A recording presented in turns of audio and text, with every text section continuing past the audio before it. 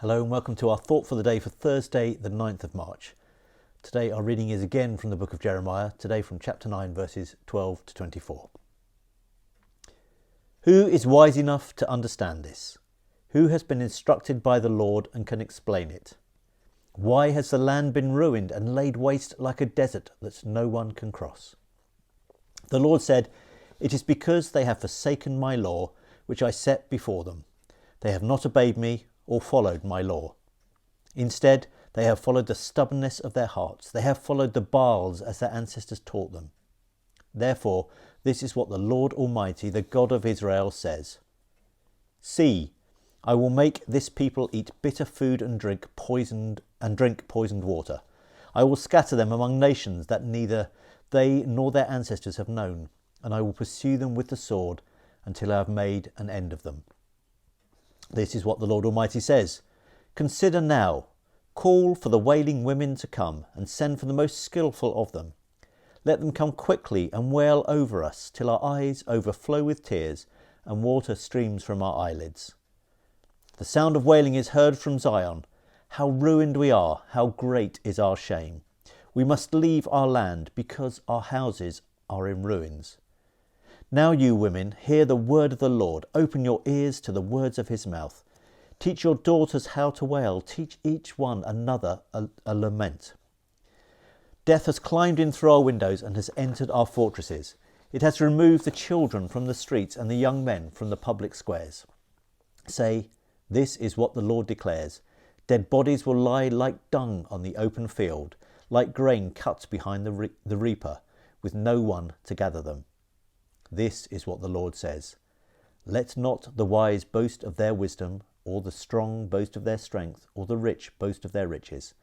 But let the one who boasts boast about this, that they have the understanding to know me, that I am the Lord who exercises kindness, justice, and righteousness on earth.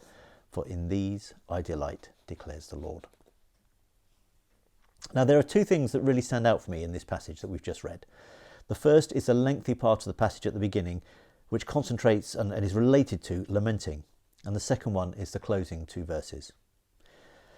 So a lament is a prayer that it expresses sorrow, pain or confusion.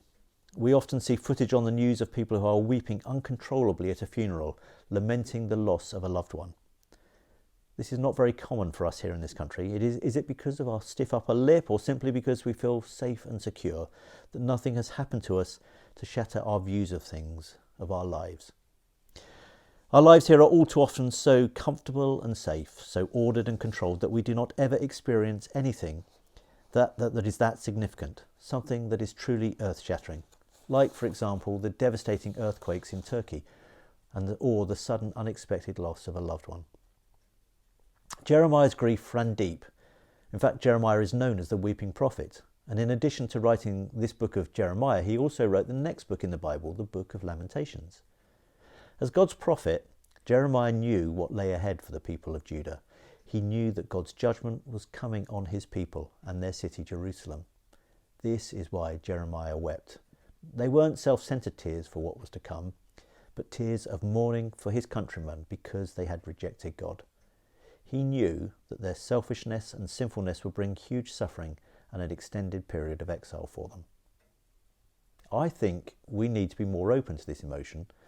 To lament means to be honest about the hurt in our lives and the world around us, and any fears that we may have of it crashing down, about the anger we may feel at what could happen to our friends, families and country.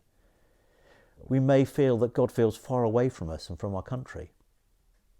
And lamenting can be a way for us as believers to express or process grief in a way in which we do it within God's presence. In our culture, it is something that many of us try to avoid doing, even in the privacy of our own homes, and that includes me. But if we express our fears and feelings within our prayer lives, this can help us to process that grief, both for things that have already happened and for things that we know that are coming. And there may be times when we experience doubts, when we question why things can be allowed to happen.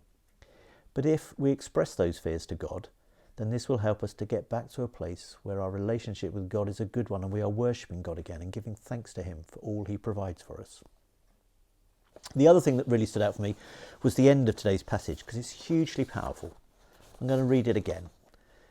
Let not the wise boast of their wisdom, or the strong boast of their strength, or the rich boast of their riches. But let the one who boasts boast about this, that they have the understanding to know me, that I am the Lord, who exercises kindness, justice, and righteousness on earth. For in these I delight, declares the Lord. This passage teaches us such a valuable lesson.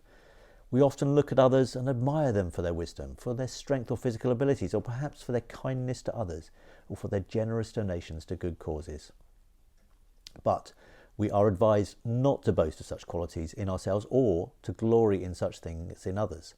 But we are only to boast of God and, through our personal relationship with Him, to live a life that reflects His justice, righteousness, and love.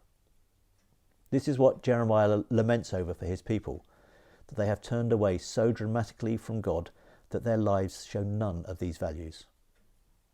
Does the way we live our lives reflect God's justice, righteousness, and love? Have a good day.